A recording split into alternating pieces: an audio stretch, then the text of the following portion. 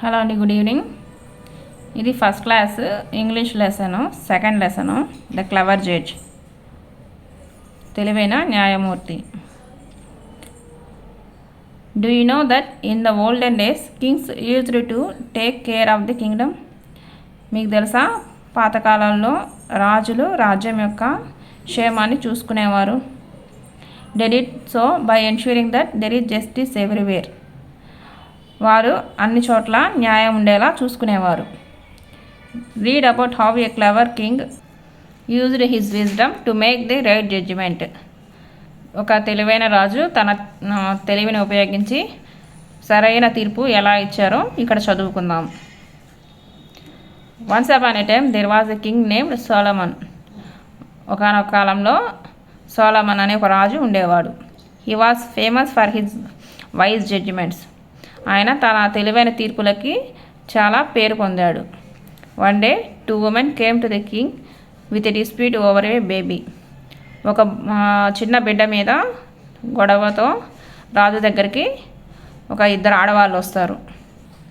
ఆ 2 ఆడవాళ్ళకి చిన్న బాబు గురించి గొడవ అన్నమాట.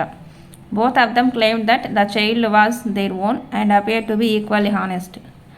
వాళ్ళిద్దరూ చెప్పేది ఏంటంటే ఆ బిడ్డ తమ బిడ్డనని, అలాగే వాళ్ళిద్దరూ చెప్పడం చాలా నిజాయితీగా చెప్తున్నట్టు కనిపిస్తున్నారు. Each of them accused the other of pretending to be the babies true mother. వాళ్ళిద్దరూ ఒకరి మీద ఒకరు నిందలు వేసుకుంటా ఉన్నారన్నమాట. నేనే ఆ బిడ్డ తల్లిని అని ఒకరికొకరు చెప్పుకుంటా ఉన్నారు. The king and his ministers were at their wits and trying to find out who are speaking the truth. At their wits and అంటే ఫ్రేజ్, దాని అర్థము కన్ఫ్యూజ్డ్ అని. రాజు మరియు మంత్రులు కన్ఫ్యూజ్ అయ్యారు. And trying to find out who are speaking the truth. అండ్ ఎవరు నిజం చెప్తున్నారనేది తెలుసుకోవడానికి ప్రయత్నిస్తూ ఉన్నారు. King Solomon thought deeply about this confusing case. రాజు చాలా దీర్ఘంగా ఆలోచిస్తూ ఉన్నాడనమాట ఈ కేసు గురించి. Suddenly he had a bright idea. ఆయనకి హఠాత్తుగా ఒక మంచి ఆలోచన వస్తుంది. He called one of his ministers and asked him to cut the baby into 2 equal హాఫ్స్.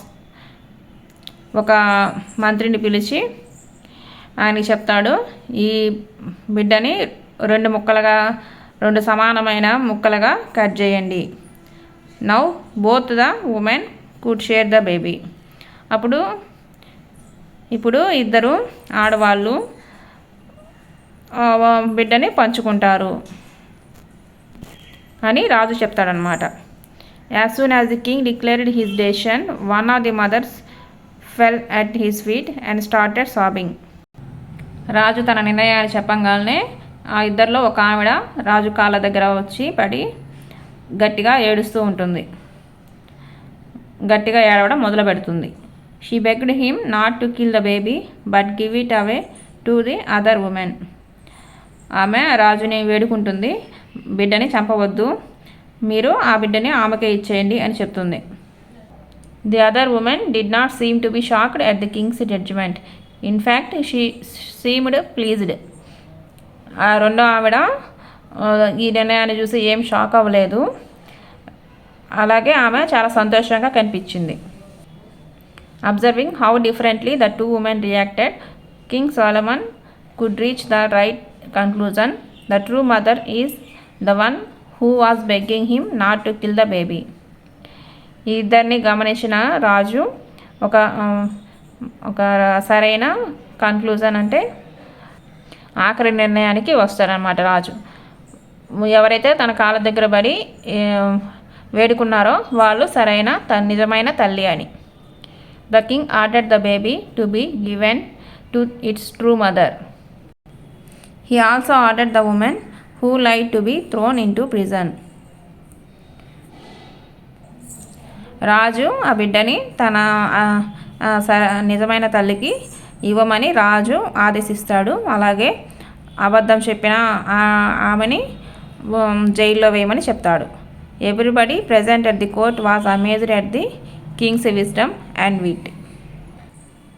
అక్కడ కోర్టులో ఉన్న ప్రతి ఒక్కరూ రాజు యొక్క తెలివికి ఆశ్చర్యపోతారనమాట.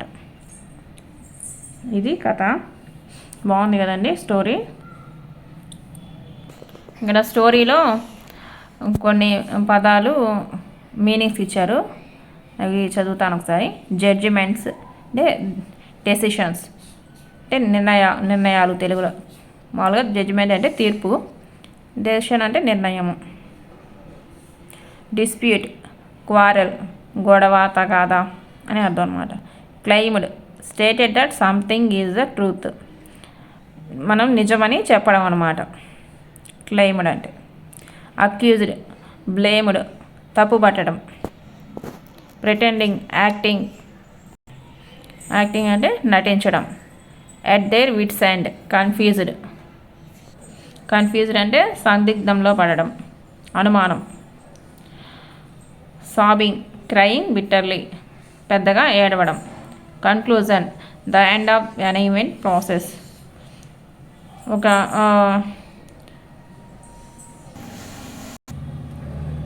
ఈవెంట్ అంటే సంఘటన అనుకోండి, ఎండ్ అంటే చివర, ఏదైనా ఒక సంఘటన యొక్క చివర అనమాట, ఆఖరిది కన్క్లూజన్ అంటే.